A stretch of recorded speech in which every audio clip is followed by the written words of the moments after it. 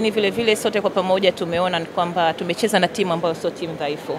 Timu ambayo imekuja imejikabili katika maeneo yote na amepata goli nyumbani, lakini sisi tunaamini pia tuna kikosi ambacho kina uwezo wa kubadilisha matokeo.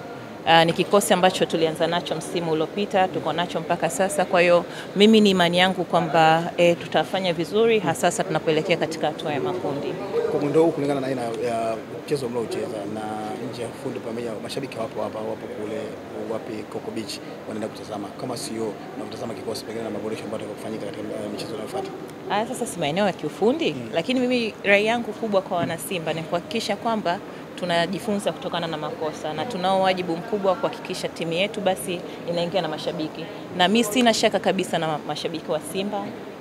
Wao wamekuwa mashabiki bora, tuna tuzo ya mashabiki bora sasa katika African League, lakini vile vile wao ndo wanaongoza kwa kuwa na mwitikio mkubwa katika mechi zetu za ndani na za nje.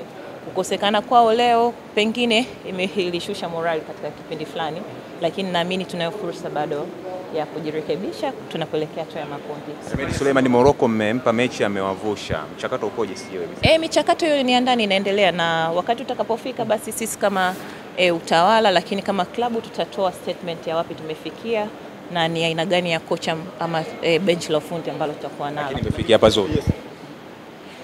Asilimia zipo mnatamani wasifa kati ya wale ambao wameomba nafasi labda.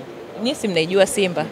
Kwa hiyo na sisi tunatarajia kuwa na kocha ambaye ataenda kutekeleza adhma na kiu ya wana Simba ya misimu 4 mfululizo. Kwa hiyo tuwe na subra. Kuna mmoja ambaye ni hivi kutokea wapi? Kutoka ligi kuu ya ndani ya Tanzania, kocha yote.